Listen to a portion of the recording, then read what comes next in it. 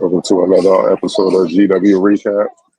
I'm your host, Cardell Dudley, and George Washington defeats Richmond 75-66 behind a big night from Rafael Castro, who continues his stellar play as of late, playing at an all-conference level. He finishes with the game high 21 points and 16 rebounds with a couple of blocks on 7 of 9 shooting from the field. Gerald Drumgoole shakes off looks like a hip injury in the first half. Come back and finish with 19 points, 7 rebounds, and 2 steals for 6 of 16 from the field. And Trey Autry did it all on both ends, shot making and defense. Added 18 points, 3 rebounds, and 2 steals on 6 of 9 shooting from the field, or 4 of 7 from deep.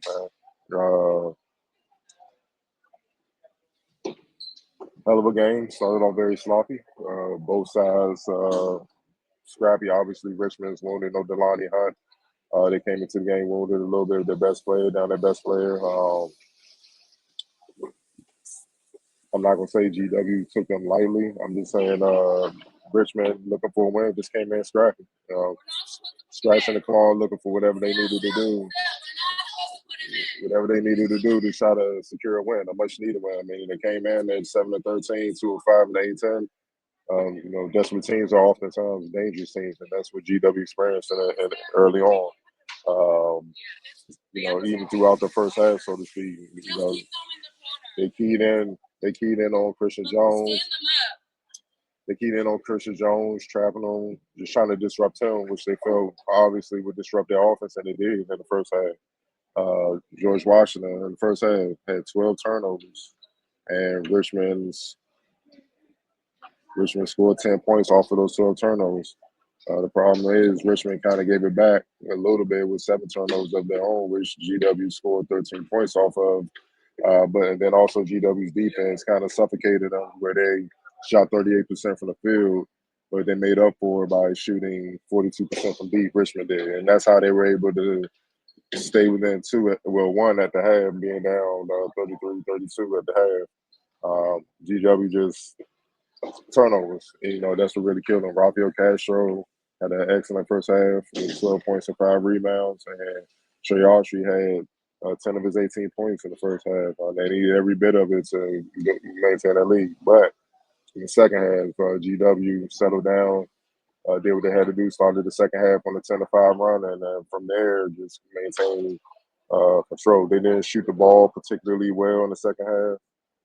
They shot 43% from the field, 13-30, but they hit enough threes, 6 of 16, shooting 37% from deep, and they made 10 of their 12 free throws.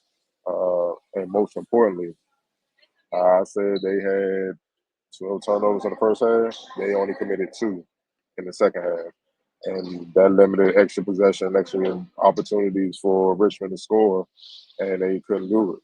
And GW held them off. Richmond offense kind of woke up. They shot 50% from the field, but they couldn't capitalize off of any mistakes that GW made with them having a cushion and starting the second half on that 10-5 run. And then, from there, it was just about maintaining. Gerald Drumgoole, he had 6 points in the first half, finished with 19. Scored 13 in the second half. Obviously, he got hurt a little bit, but he managed to bounce back, and they need to bounce back and become the X factor in the second half. Autry and Castro kind of had to go on, but Drumgoole was the X factor that made sure that GW wouldn't be denied and would walk out of here with another victory. Especially especially looking at the rest of the roster, man. Not a lot of guys kind of produce anything for the most part. Off night for Christian Jones, 5 points, 4 assists, only played 15 minutes, but yeah, on a uncharacteristic 6 turnovers. They really keyed in on him. It was just a bad night at the office. Just growing pains being a freshman, man. They threw a lot of traps at him, blindside traps, pressured him, and just all night. It happens to the best of us. But they did enough to propel and get the win, man. Rafael Castro, can't say enough about him. He's playing at all conference level. He's been consistent ever since conference play. I'm honestly a little bit before conference play began. You say back in December, he's been on a tear, damn near double every game. Finishing inside, blocking shots, being a hellified defender, scoring in weird ways, lob threat, transition, taking bigs off the bounce, picking rolls, picking sit-ups.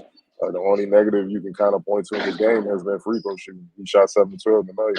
But other than that, he's been a monster. And GW's been benefiting from that, man. You know what I mean? So, hell of a win. Gotta shout out Mikkel Tyne. I felt like he gave him some great minutes. Richmond did some big shots to keep it close. The Artis White as well. He had a hell of a game. 17 points to lead them. 5 of 10 shooting, big time three-point shooter, and Nuskavik, 10 points, 4 rebounds. Like I said, those were the guys that were leading the charge for Richmond offensively. But as a team, they scratched and clawed.